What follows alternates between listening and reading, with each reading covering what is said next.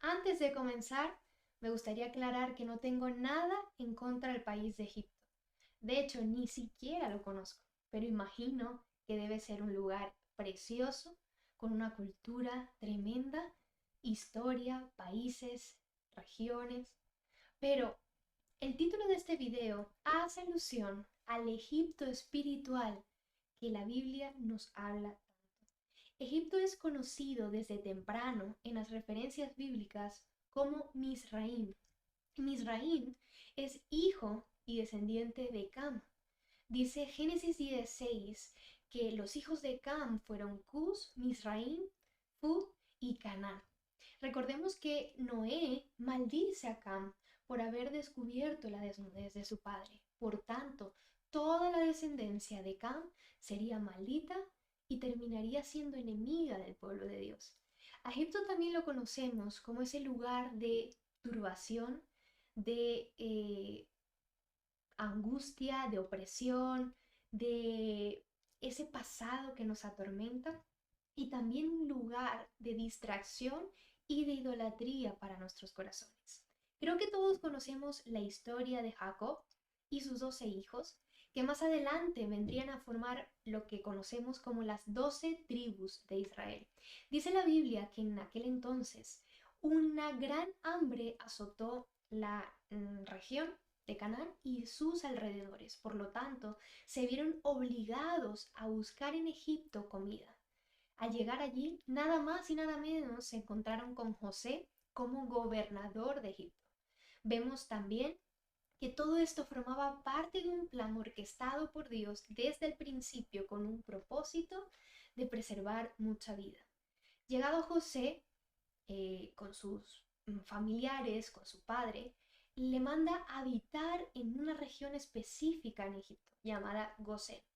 También vemos en las escrituras que pasados los años muere José, muere este faraón que levantó a José como gobernador y murió aquella generación.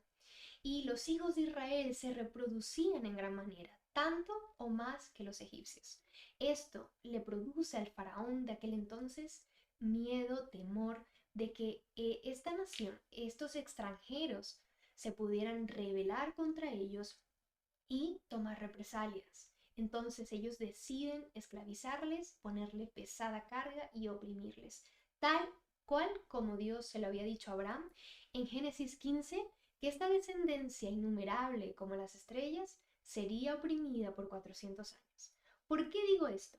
Porque es preciso recordar de dónde Dios sacó a su pueblo y de dónde Dios nos sigue sacando hoy en día.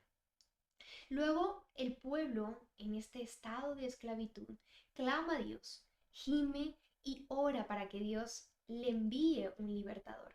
En esto Dios escucha y manda a Moisés para que por medio de él sacara al pueblo de esa esclavitud. Pero no fue tan fácil como podemos creerlo. Vemos en las escrituras que le costó caro a Faraón su rebeldía. No fue hasta 10 plagas después que él se doblega ante el poder de Dios y decide dejarlos ir. Pasaron 40 años mientras que el pueblo de Dios vagaba en el desierto por su incredulidad, por su queja, por su falta de fe hacia Dios. Y entraron finalmente a esta tierra prometida que fluye leche y miel. Y es allí donde comienza la apostasía de Israel para con Dios. Para hacer más corta la historia, recordemos que el pueblo de Dios se dividió en dos. El reino del norte, que es Israel, y el reino del sur, que era Judá.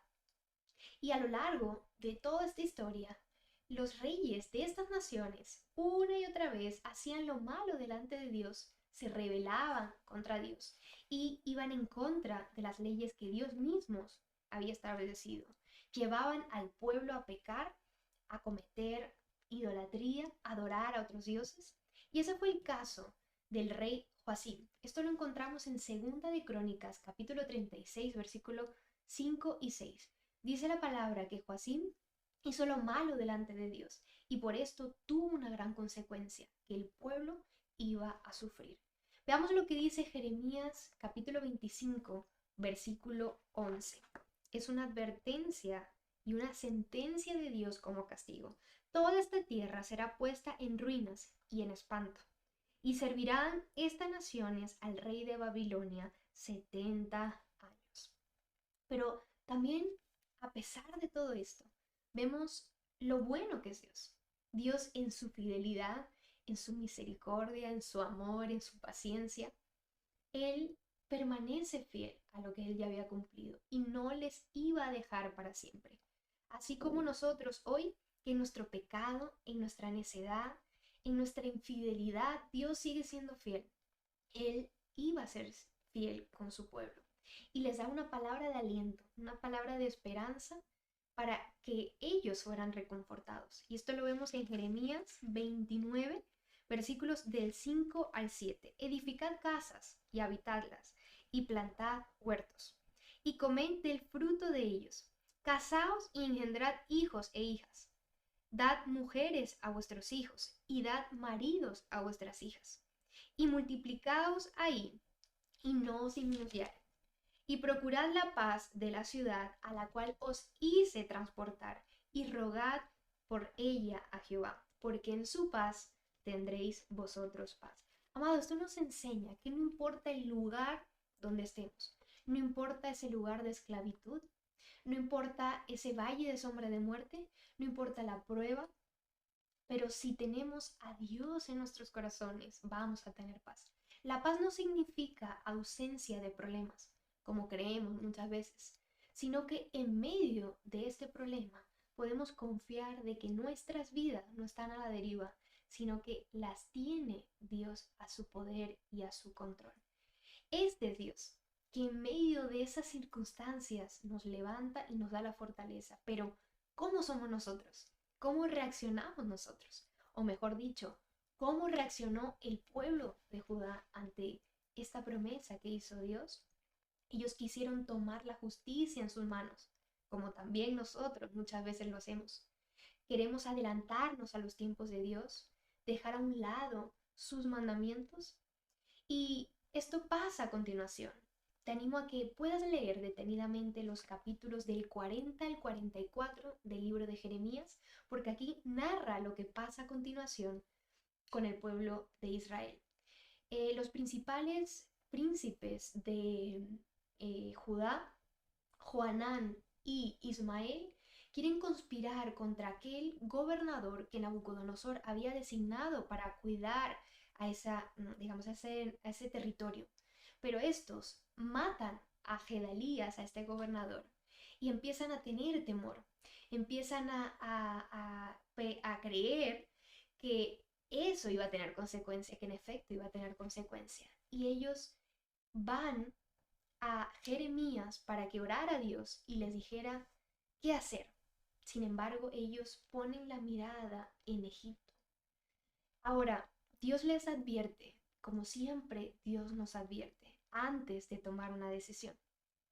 El Señor le habla a Jeremías en el capítulo 42, versículo 19, y le dice: Jehová habló sobre vosotros, oh remanente de Judá. No vayáis a Egipto. Sabed ciertamente que os lo aviso hoy. Antes de tomar cualquier decisión, cuando estamos en peligro, cuando vamos a hacer lo malo, Dios en su fidelidad nos advierte y nos ha dejado su palabra para que conozcamos su mandamiento, para que conozcamos su voluntad sobre nuestras vidas. Aquí está la voluntad de Dios. ¿Qué hicieron ellos? No oyeron a la voz de Dios y se fueron a Egipto. Proceden a emigrar a Egipto y Dios les dijo: allí moriréis a espada, a hambre, a pestilencia, por cuanto no oíste mi voz. Ahora te pregunto, ¿por qué quieres ir a Egipto otra vez? ¿Para qué vas y regresas al lugar de donde Dios te sacó? No sé cuál sea tu Egipto. Puede ser un lugar, puede ser una persona, puede ser algo, puede ser un recuerdo, puede ser una autoridad, un poder, una forma de vivir antiguamente. Pero Dios claramente nos ha sacado a ti y a mí de ese pasado para que podamos ser nuevas criaturas en Cristo Jesús. Y hay algo que el Señor nos recuerda constantemente, y es que nuestros corazones, que son olvidadizos, y también que quieren vivir anclados en una falsa seguridad de algo o alguien, pero menos de Dios. Nos cuesta depender de Dios, nos cuesta confiar plenamente en lo que Dios está haciendo. Y este es el mensaje que Dios quiere darnos, que le dio a su pueblo también. Y esto lo encontramos en Isaías capítulo 36, versículos, versículo 6. Jeremías, no, perdón, Isaías. Isaías 36, versículo 6. He aquí que confías en este báculo de caña frágil en Egipto, el cual, si alguien se apoyare, se le entrará por la mano y la atravesará. Tal es Faraón, rey de Egipto, para con todos los que en él confían. Dios es especialista en derribar todo aquello en lo cual nosotros ponemos la confianza.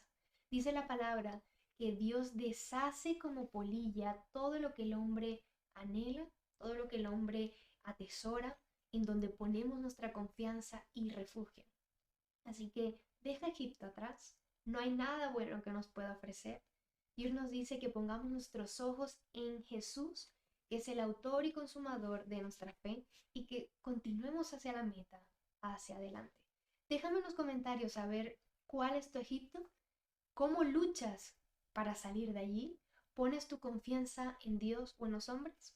Espero que este mensaje haya bendecido tu vida y que lo puedas compartir con otros. No te olvides de suscribirte al canal y nos vemos en la próxima. Que Dios te bendiga.